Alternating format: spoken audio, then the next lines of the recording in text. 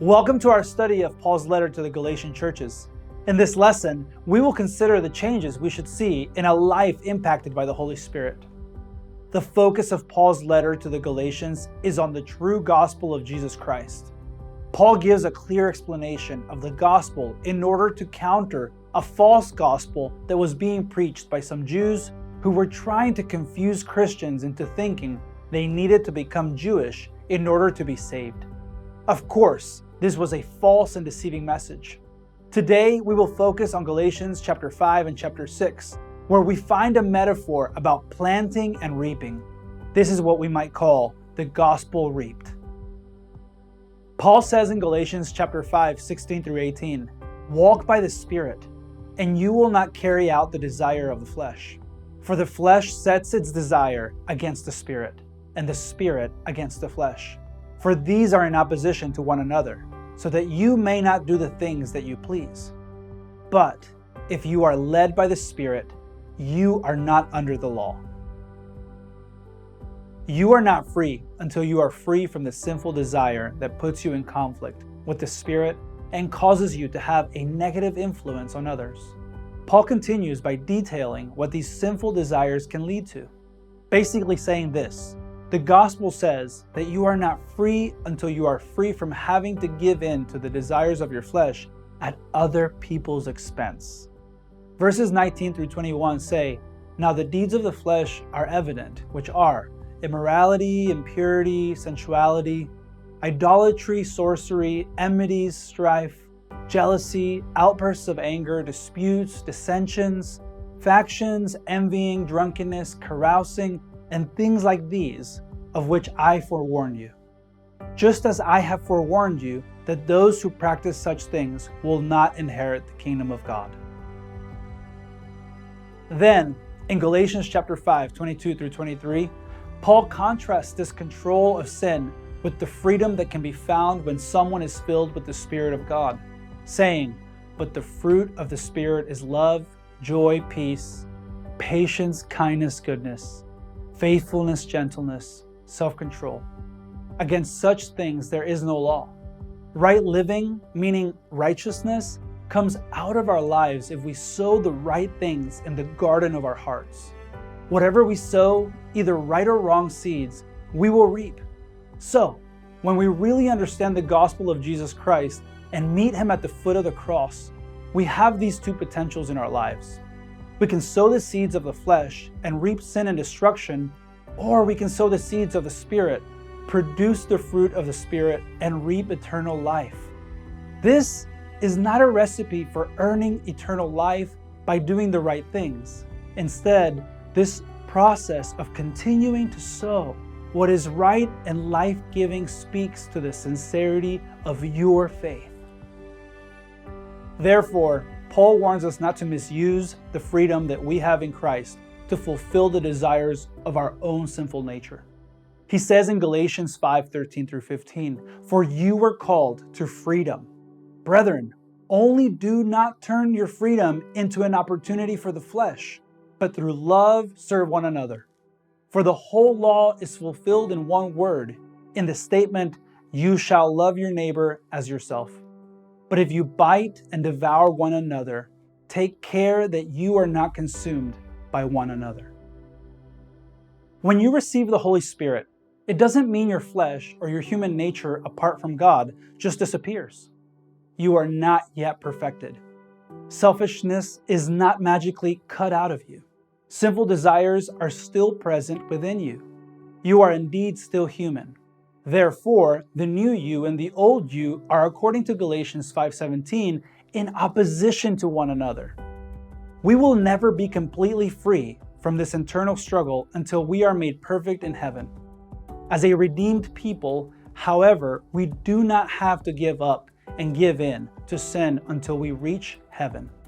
We have been empowered by the Holy Spirit to win those battles now, if we are open and willing to accept that help.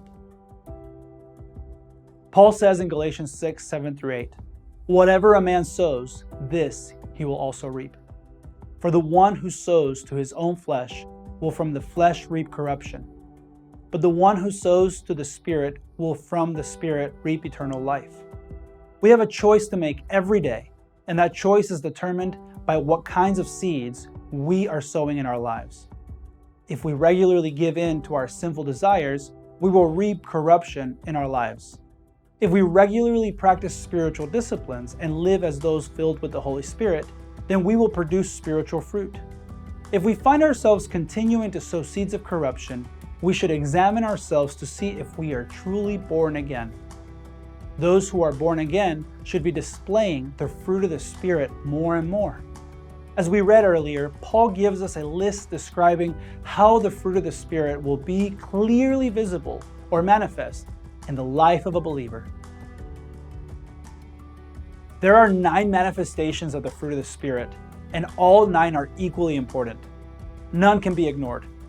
You do not get to say, well, I'm not very good at having joy and peace, but I do the other things quite well. I am faithful and self-controlled, and many people think I'm loving and meek, so overall, I'm doing well and living in the Spirit. No, that is not how it works. The person who is living in the Spirit should more and more develop every fruit of the Spirit as they grow in sanctification. We should not be comfortable or content if one or more of them is missing. Instead, that should be a source of concern and should lead us to cry out to God and ask for His grace and strength to grow in that area. We shouldn't be discouraged by our faults, but we should be honest. We must be willing to recognize what we lack and cry out to God, realizing that He can help us grow into who He wishes us to be. We want to be people who display these fruits ultimately so others can get a taste of His goodness too. Now, these 9 manifestations of spiritual fruit can be divided into 3 categories. The first 3 are love, joy, and peace. These encourage us to look in at our hearts, because that is where these fruits grow from. Much of what is called love today is not what Paul is talking about here. Paul is talking about the godly love that is described in 1 Corinthians 13. According to Paul, when you experience this godly love, you are experiencing a love that cannot be destroyed because it is unconditional. It is selfless, focused on others, and must lead to action. When this godly love comes out of your life, that love is the fruit of the Spirit. It is not coming from you, but from God. The next inward-looking fruit of the Spirit is joy. In the Upper Room Discourse, in the Gospel of John, Jesus tells the apostles that fruitfulness comes from abiding in Him. And then He says in John 15:11, "These things I have spoken to you so that my joy may be in you and that your joy may be made full." According to Jesus, even when your circumstances are dreadful, you can experience joy because you are in Him and He is in you. The only way to have this joy throughout all seasons of life is to have the Holy Spirit taking up residence in your life and in your heart. The next fruit of the Spirit that Paul mentions is peace. If you have received the Holy Spirit, you can have peace at a time when those who depend only on themselves are overwhelmed by their struggles. This peace helps us resist the pull toward panic and worry. It leads us to rest in God. Paul says in Philippians 4:7 that this peace of God is a peace which surpasses all comprehension. People look and ask, where is their peace coming from? How are they so calm? This peace is an unspoken but powerful way to glorify Christ in your life. We can choose peace in Jesus even when it doesn't make sense to the world. That is the true action of this fruit. The next 3 manifestations of the fruit of the Spirit, patience, kindness, and goodness, encourage us to look out and see how we interact with the people around us. Would you say that these 3 qualities describe your relationships with others? Are you known for your patience with your spouse? Are you known for your patience with your boss at work, with children, with traffic? The scripture encourages us to wait on the Lord. Sometimes that is all you should do. Love waits. It takes patience to do that, the kind of patience that is supernatural because it is a fruit of the Spirit. How about kindness? Husbands, are you known for the kindness you show to your wives in both words and actions? How about when there is an argument or you feel you have been wronged? Do you still speak and behave with kindness and patience? This should increasingly be the fruit of the Spirit in our lives. And how about goodness? In Acts 10:38, Peter makes this simple statement about Jesus. He went about doing good. As Spirit-filled Christians, we should be known for our regular and straightforward goodness towards others. We should be seeking the good of others instead of using others to seek good things for ourselves. Good works do not save us, but it is not wrong to be good or to do good works. We don't do these good works because they earn us something, but they are evidence of a life lived in the Spirit. So, when we look in, the fruit of the Spirit is love, joy, and peace. When we look out, the fruit of the Spirit is patience, kindness, and goodness. Now, the last three manifestations of the fruit of the Spirit involve looking up. When we look up, the fruit of the Spirit is faithfulness, meekness, and self-control. This means in our walk with the Lord, continual growth in faithfulness to His Word should characterize our lives. Meekness and humility turn our hearts more and more to God as the source of our spiritual life. Self-control involves dying to ourselves every day so that we might live for Him, instead of acting like a slave to our passions. Paul gives us other marks of the spiritual person in Galatians 6:1-2, saying, "Brethren, even if anyone is caught in any trespass, you who are spiritual, restore such a one in a spirit of gentleness, each one looking to yourself, so that you too will not be tempted. Bear one another's burdens, and thereby fulfill the law of Christ." He reiterates in Galatians 6:9-10, saying, "Let us not lose heart in doing good, for in due time we will reap if we do not grow weary." So then, while we have the opportunity, let us do good to all people, and especially to those who are of the household of the faith. So, this brings Paul's response to legalistic Jewish believers to its fullness.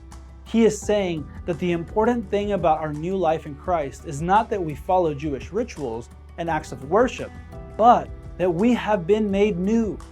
The only visible ways to prove our salvation are the fruit of the Spirit, the marks of a life dedicated to Christ. As we close, consider what Paul says in Galatians 2:20. "I have been crucified with Christ, and it is no longer I who live, but Christ lives in me. And the life which I now live in the flesh, I live by faith in the Son of God, who loved me and gave Himself up for me." Can you say the same for yourself? Does your life show a harvest of this spiritual fruit? If not, cry out to Jesus today to save you and remake you. He can do just that, and He would love to. And if you have already been made a new creation in Christ, pray that the Spirit of God would continue to manifest the fruit that comes from the sowing spiritual seeds.